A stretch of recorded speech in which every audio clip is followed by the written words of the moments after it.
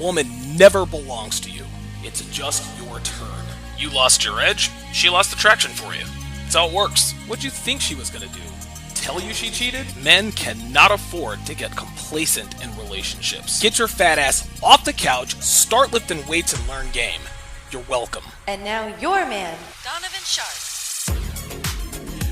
What's up, guys? It's your man, Donovan Sharpe. Take two!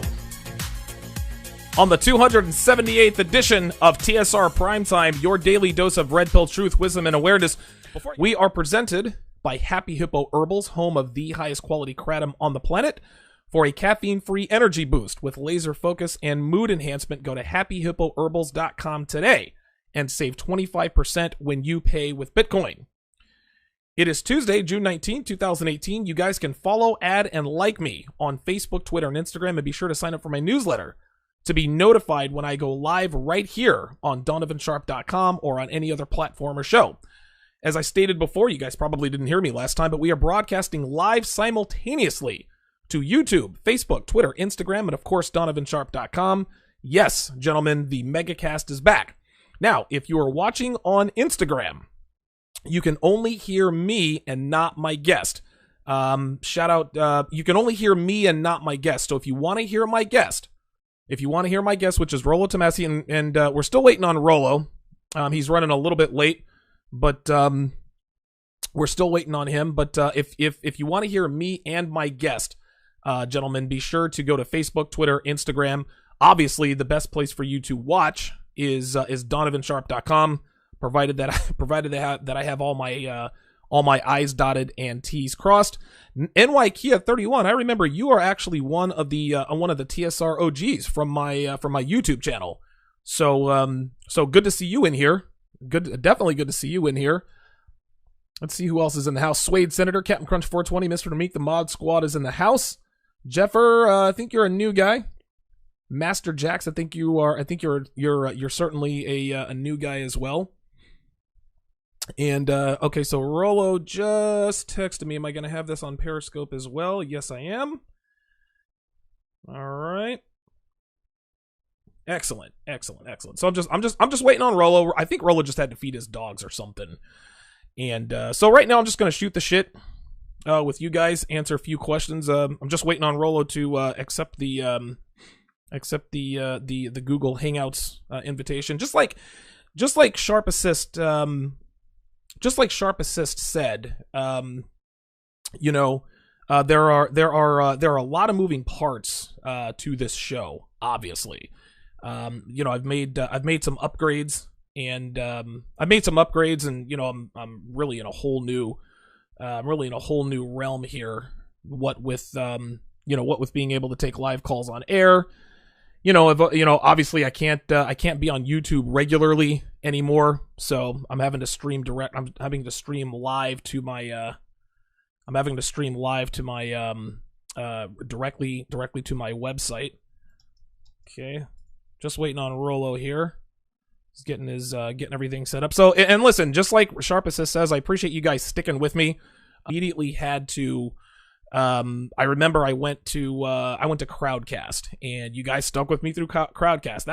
Crowdcast was a pain in the ass, man. Crowdcast was absolutely a pain in the ass, but you guys stuck through it.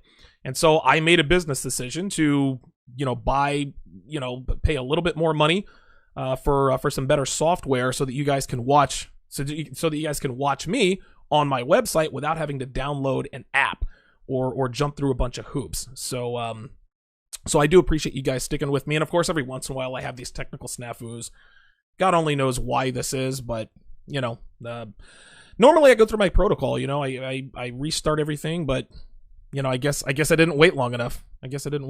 So all right, so while we're waiting on Rollo Tomassi, if you guys have any questions, go ahead and put them in here. We'll go ahead and shoot this shit, or you can give me a call. Get on air, 914-205-5356. That's 914-205-5356. And I'll be more than happy to answer questions on air. Rollo is on his way. He is on his way as we speak. Got a question here. It says, what is the number one danger of long-term relationships for red pill aware men? As far as I'm concerned, it's actually the relationship itself. I think it's pretty clear that once you get into a long-term relationship, there is a level of comfort.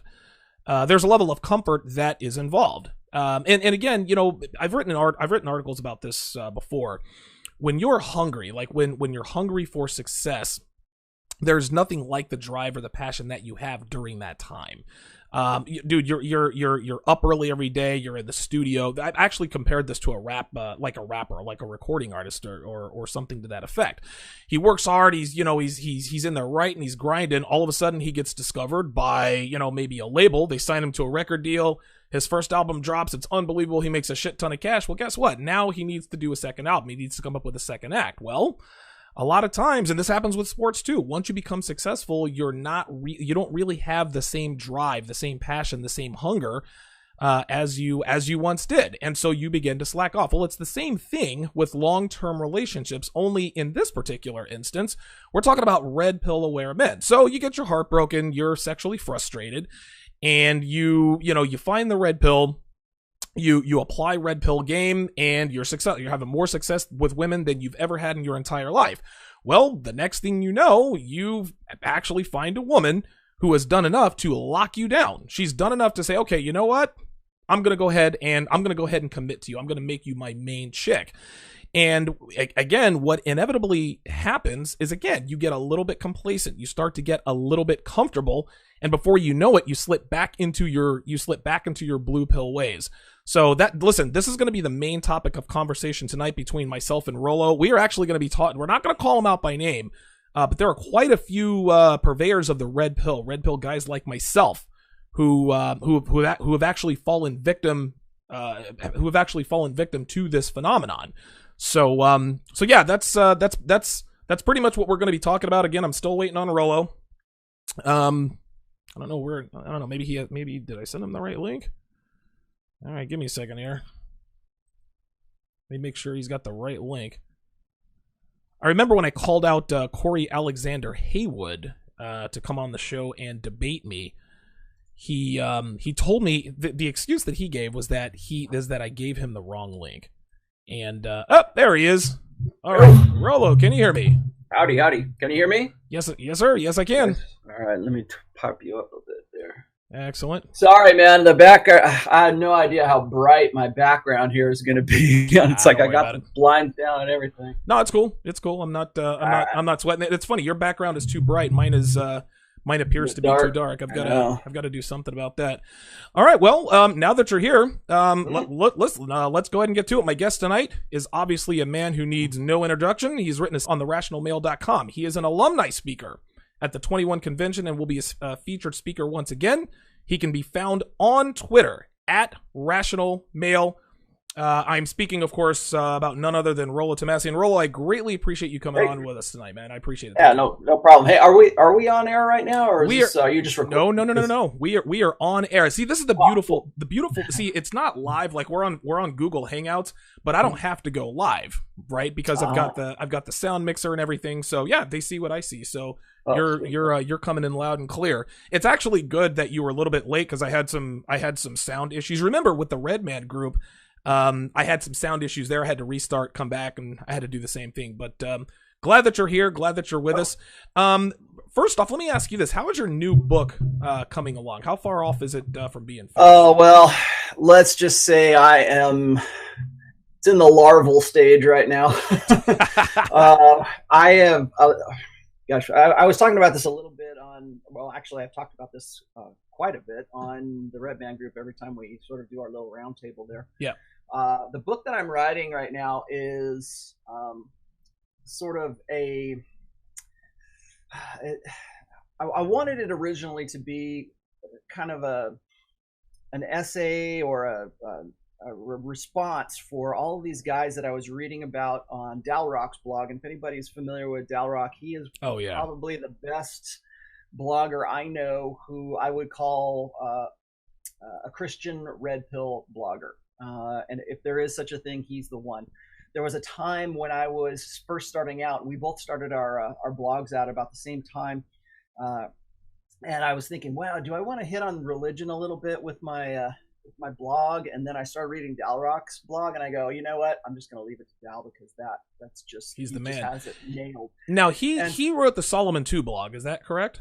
I think so, but that was a long. It long was, time. but man, listen, the Solomon 2 blog is unbelievable.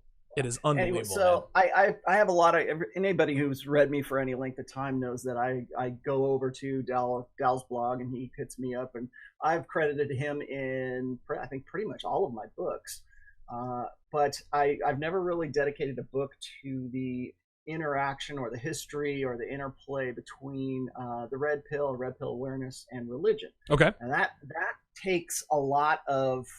It covers a lot of ground, and I'm beginning to realize just how much ground it is. When I first started out, I wanted to sort of target the Christian literature market, for evangelical Christians, because that's what I was seeing as being the most problem. Because I would have guys, I still do have guys from that social circle and that religion, and hit me up and say, "Hey, man, I love everything you're saying, but I'm a Christian guy, and how do I apply this to my life?" And so I started writing some stuff about that. And then I thought, well, this would make a really good book. So I've been collaborating with a lot of the commenters and, just people that I've known over the years at Dalrock's blog. And I've got probably 4 or 5 guys helping me out with that. Wow. Everybody knows who Deddy is. He's a really sort of I'm glad he doesn't have a blog, because if he had a blog, he'd be dangerous. And so I got him helping me out. I got Dal helping me out. I've got Donald Graham helping me out. I got a lot of guys from the Christo Manosphere helping me out. And then when I made the announcement that the book was going to be about really the red pill and religion, then other guys started coming out of the woodwork. They said, well, are you going to cover like Buddhism? Are you going to cover Muslim, Islam? Are you going to cover, Judaism? Are you going to cover any of this other stuff? Because they really wanted to contribute to it. So I'm like, okay, well, I'm not against that idea. So I started, kind of compiling research and chapters and just data basically on as many of the world's religions as people wanted to contribute. I even have, Tanner Guzzi, who's a Mormon, and wow, saying, hey, well, he's not helping me directly, but he's certainly saying, here's some things to think about, and it's just becoming a really, well, it's a labor of love for sure, but it's becoming a very much larger book than I thought. So I am working on that at the moment. Good, man. This is actually pretty cool, because I knew that other guys were helping you with the new book. I didn't realize it was such a collaborative effort. Well, I mean, if I'm honest, the all of the books that I've written are really a collaborative effort. Good. I've always said, hey, I'm a connector of dots, and I aggregate a lot of men's experiences. I've done so for 15, 16 years in the manosphere. So suave. My days at So Suave. Yeah, man. The humble beginnings. So suave. And so I just. I collect a lot of experiences from guys, and then I connect those dots with what I know from behavioral psychology and evolutionary psychology and, evolutionary biology, anthropology, whatever else I can, whatever feeds the purpose. And I've always said that the red pill is open source. Yes. And I think that needs to be held above all else. I think that a lot of people get frustrated, or they want to tag the red pill with sort of as an ideology. And I'll say for right now, first of all, it's a praxeology, and second of all, it's decentralized. There's no godfather of the. I mean, I'm flattered that people want to call me. I was going to say, like you're the godfather. Yeah, you're on the 3 R's of the manosphere. But I'm flattered. But really, I think if it weren't for everybody coming together and relating experiences, I wouldn't have anything to write about. No, I totally agree. We are broadcasting live simultaneously to YouTube, Facebook, Twitter, Instagram, and of course DonovanSharpe.com. Of course, the Megacast is back. If you are watching on Instagram, you can only hear me and not my guest. So jump on any of the other aforementioned platforms if you want to hear both myself and my guests. It's usually not going to be like this when I have guests and you're watching on Instagram. You're not going to be able to hear the other guy unless you are on DonovanSharpe.com. If your video is slow or lagging, it is likely because of the chat software we're using. Just click the link just before the video link, below the video link on DonovanSharpe.com. The call-in number is 914-205-5356 if you want to come on live with a question or comment. Rollo, let's get to it, man.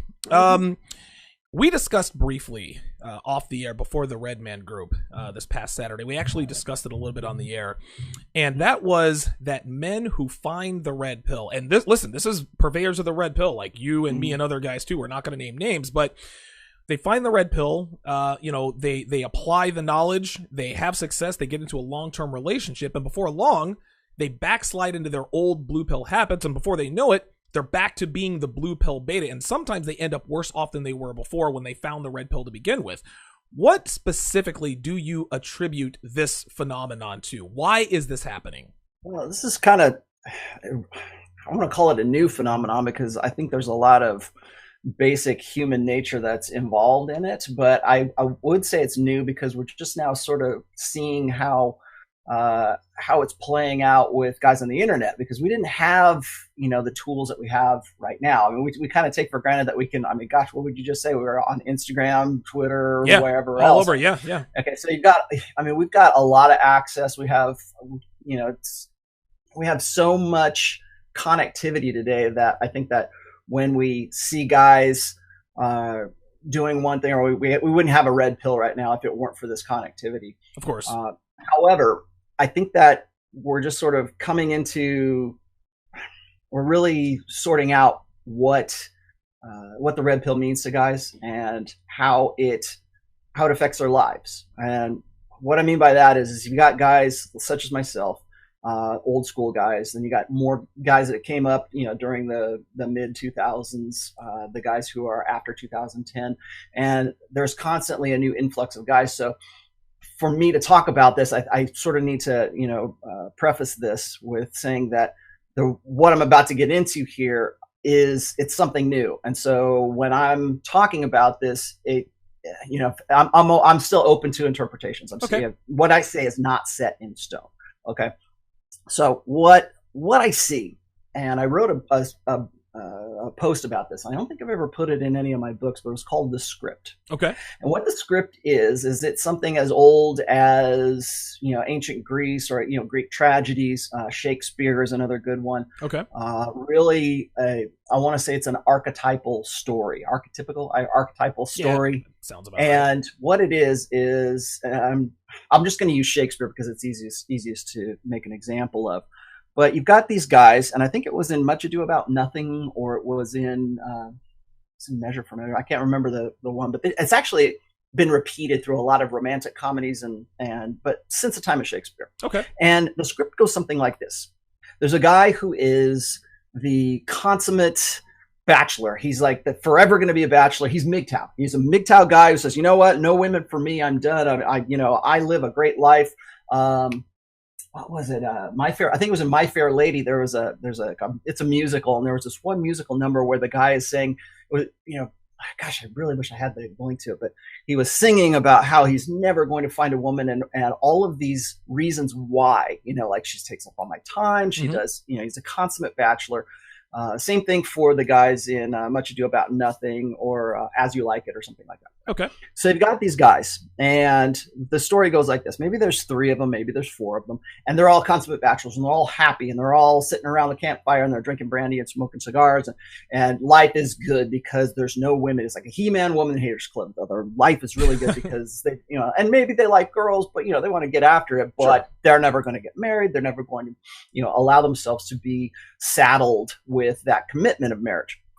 So, and they very rationally and very reasonably, in a very red pill fashion, come up with all these reasons why their life is so much better without a woman in it, and how it is still it's complete, and that they want for nothing, and they're pretty much self-contained and self-satisfied. And then one by one, each of these characters finds a woman, and a woman comes into his life, and they fall in love, and they're like these slaves to their emotions. And suddenly all the stuff, all their very, very rational, reasons for being happy in the way that they were, goes out the window. Okay. And they find this woman, and they think, oh my, she's the love of my life. I can't believe the thoughts that I'm having, and it's changing me. And this is the script. Okay. Right. And the woman comes in, and it's because of her feminine nature, or because he finds something in her that makes him complete, because she's special. She's the one, she is the soulmate. She's the only magical woman that can save him from himself, that can, tame the savage beast. Now, if it's Tarzan, then Jane comes in and turns him from this wild man in the jungle and turns him into this civilized man, this gentleman of the court, and works in him some magical, through some magical way, changes him from the savage or the self, she civilizes him. guy, and turns him into something else. And so what happens then is he's got to go and he has to convince his friends that what he's going through is genuine, first of all, because one by one they find a woman, and the happy ending is they all get married, and really you just sort of learn something about yourself, you foolish, stupid little man, right? Because women are there to complete you and save you from yourself, and through their unique femininity that they can do all this. Right?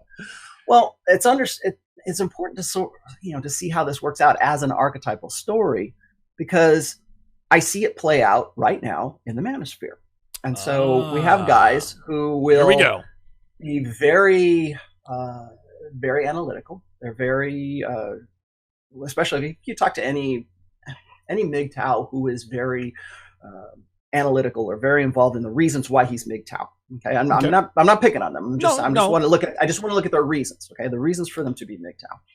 And then now think of this. Now a woman comes into that guy's life, and gradually all of those reasons that he had for being the way he was, or being red pill analytical, or being red pill aware, one by one, he starts making up rationales for those. He starts saying, well, not all women are like that, or not all, because I've found here's a unique. Suddenly, it's not about statistics anymore; it's about anecdotes, right? And it's about his personal experience. And I mean, we can talk for a whole nother show about how women end up, in their solipsism, sort of make all of their anecdotes a universal truth. Absolutely. Well, that's what guys start to do when they move away from this red pill analytical, objective truth, objectivism, and then they start applying their own subjective ideas. Well, not in my case. And so little by little, inch by inch, these guys make up rationales for themselves for why it's okay for them to be involved with a woman, or it's okay because they're not really pedestalizing this woman. She's still she's still my one and only, but I'm in control of the frame, and they want to come up with ways to convince their old friends.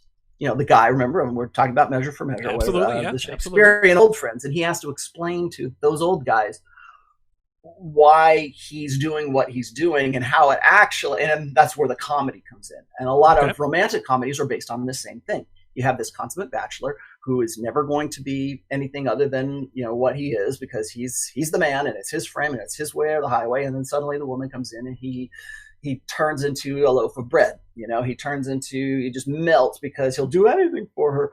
And really what that shows is that in the back of his head, in his hind brain, there is some, scarcity mentality. There is some, I don't want to call it a weakness, but there's some, it's not a weakness. I think it's a man's natural to desire to want and to covet female companionship, right? Listen, no matter how red-pilled you are, we are all biologically designed to seek out the companionship of the opposite sex. If not, it's not just a sexual thing. We just like being around women sometimes, and vice versa. Yeah, well, and then what we were just talking about before we came on here is I've written a series of posts called Instinct, Emotion, and Reason. Okay. Or rationale. And these are the sort of the three interpretive processes that I see human beings, not just men, but human beings, using to interpret their world, and to understand their world. And by instinct, what I mean by that is, I'll try to be as quick as I can with this. By instinct, I think that there is this mental firmware that we have evolved to have in our, as a survival mechanism to understand our surroundings around us. Okay. So, like, for instance, fight or flight. Okay. We see a big saber-toothed tiger. Holy shit. I either fight or I run away. adrenaline kicks in, and there's a biological element to that too. Of So course. you see what's in the environment, your mind instinctually reacts to it, and it floods your system with adrenaline or chemical cocktail, whatever. Same thing happens with women. When a guy sees a woman, he sees a naked woman, or he sees a half-dressed woman.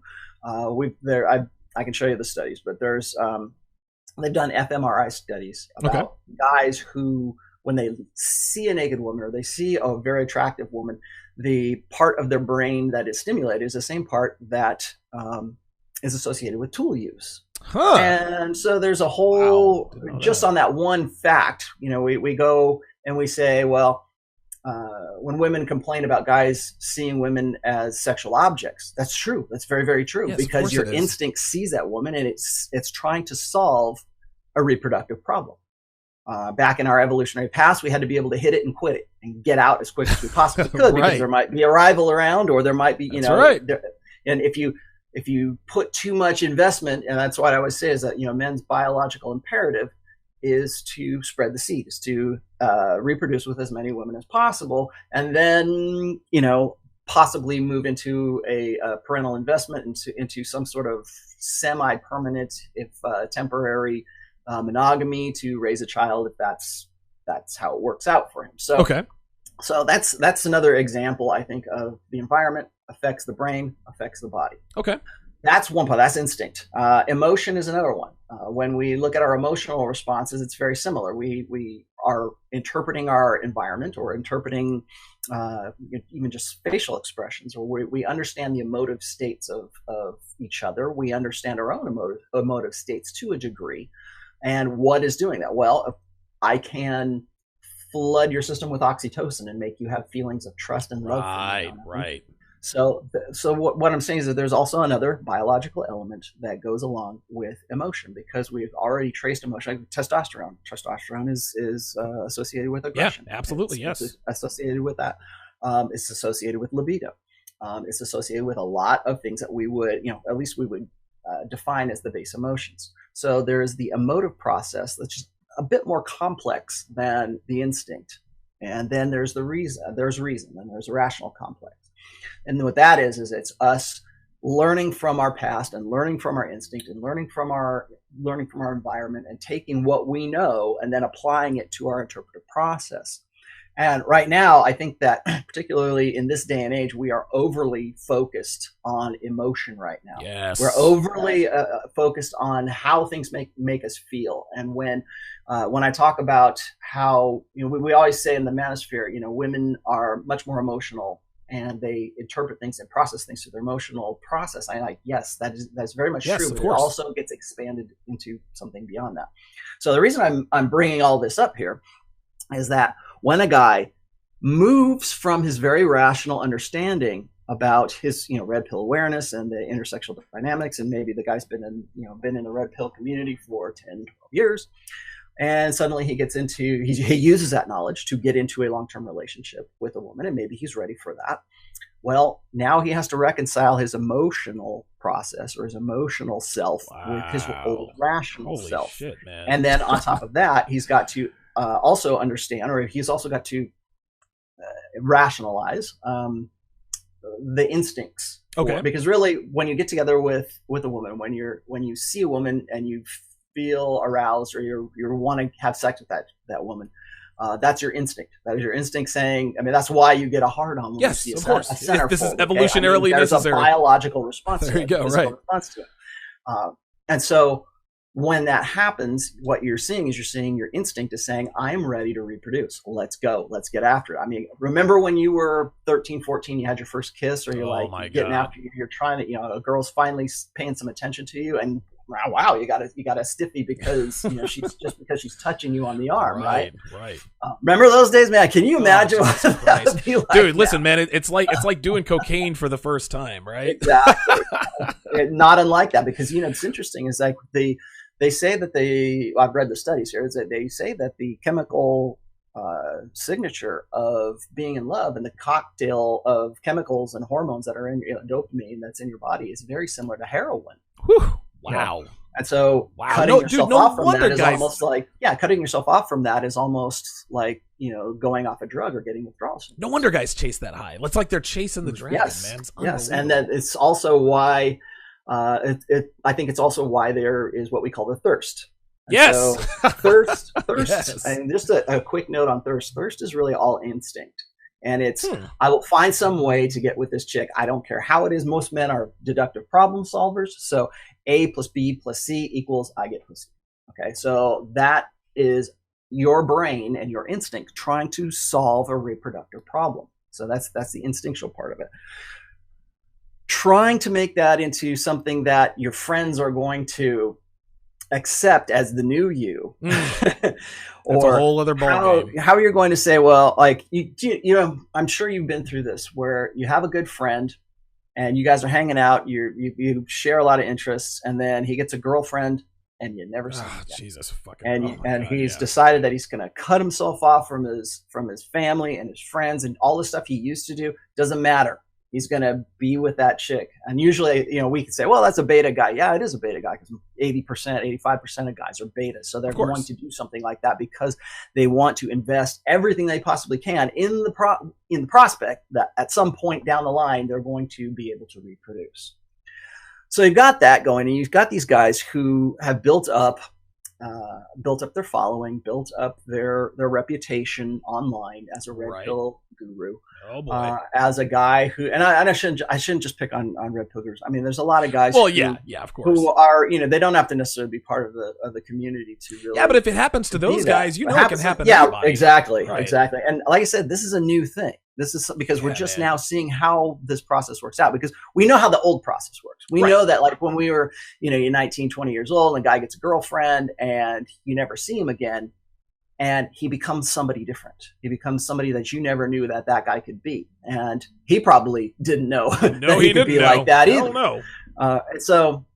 So he turns into something new, and then that guy tries to come up with reason after reason after reason why he's really like that, or why he prefers a woman like that. Like, if your buddy goes out with a chick who's like, completely overweight, and you go, God damn, dude, why do you go with this? Why are you hitting a whale like that?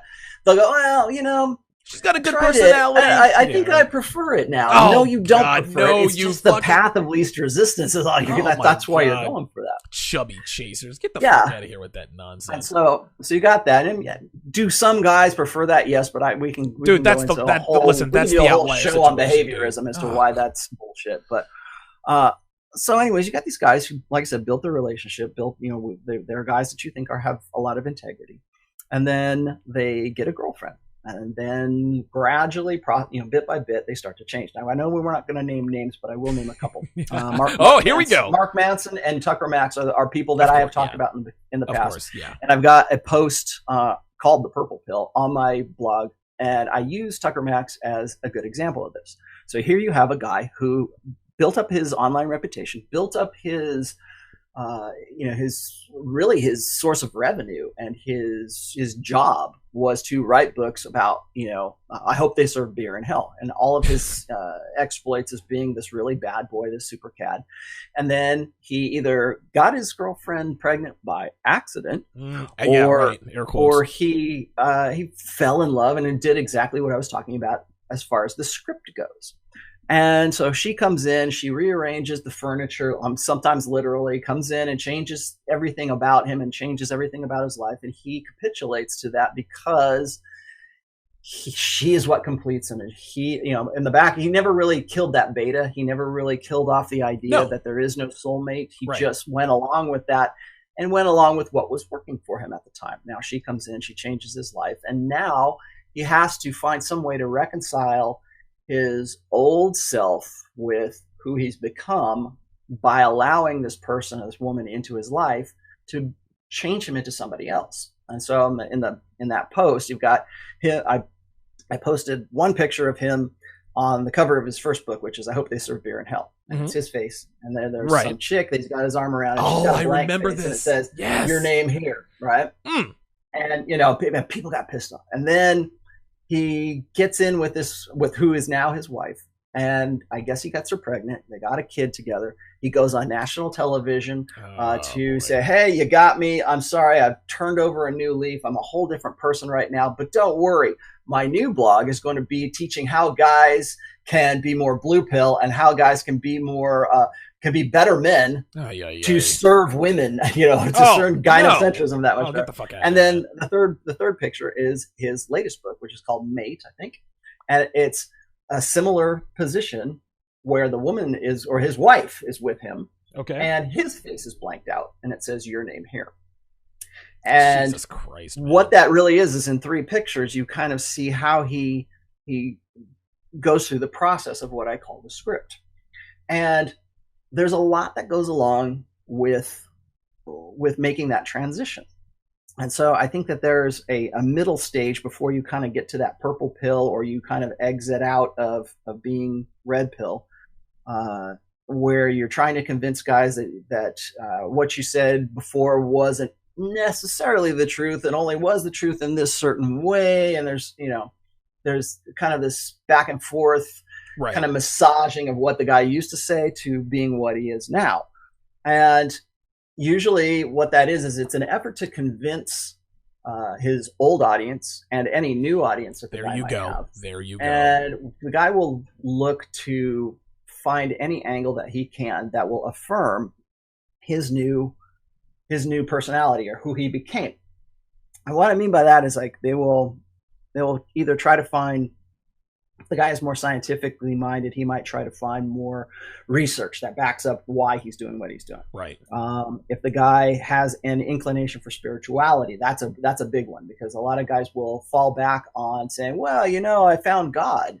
And so that's the reason for me, becoming the new person that I am today. Isn't that great? And then you already know you're going to have a good portion of your audience like, oh, that's great for you. Great. I can't wait to see you in church, Right. And so there's that spiritual side of things. And then there's I see this a lot today too, is there's an appeal to that kind of tradcon, traditional conservative side of things. Well, I used to be very liberal and I used to be very libertine, and I used to spin plates, and I've got a notch count in the triple digits. But now I've seen the error of my ways, and I think that if everybody doesn't do what I'm doing, if we don't all find a wife and start having babies, then it's going to be the decline and fall of Western civilization. There's that aspect, and you're going to have some people that go, yeah, great, man, good to have you on board. I can't wait to see you down at the voting booth. There's that aspect of it too. And so there's this rationale that goes along with it. Now, I see a lot of guys in that stage right now, but what I'm just beginning to see right now is there's a stage that comes after that. And that's what you were titling our talk here. Right. Which they go from red pill to going kind of backsliding into the blue pill, and then going back to red pill. Because what happens is, if that long-term relationship doesn't work out, if that monogamy that they thought was going to be so great, because, tradcons told them that you need to be married, or they went along with the gynocentric idea that you have to put everything you can into your wife, and you have to, if you want to be considered a man, then you got to follow a woman's plan. You've got to follow her life plan, and you got to sign on with monogamy and sign on with parental investment and all this other stuff. And so what happens is, once that kind of blows up in their face, or it doesn't pan out into what they thought it was, and they find themselves single again, that's when they gravitate back to being who they were in the beginning. And their red pill, analytics come out again, and suddenly they don't want to be the guy that they were before, and they want to kind of go back and recapture their old audience. And I see that in more than a few guys who were considered gurus for a while who went through this process.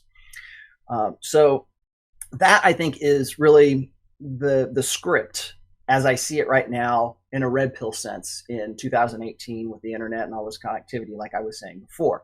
Where it goes from there, I don't know. And I think it really is kind of individual to the guy himself, because if the guy goes back to being a red pill guru again after his attempt at getting into long-term monogamy, The guy comes back. Now what happens? Does he get back into another LTR? Is he still going to try that? Or almost is like he it's jaded cyclical from that experience and go, you know what? I was really wrong. I was right in the very beginning. I was wrong when I tried to go, make this work. And now I'm back to where I was and I understand the error of my ways. Or is he going to repeat the process and repeat the script? I don't know yet, because I don't know where we're getting as far as that's concerned. Well, and one last thing before we move on is, I know that you're probably looking at the chat or whatever right now, but people will always tell me this. They'll say, Rollo, you are married. Right.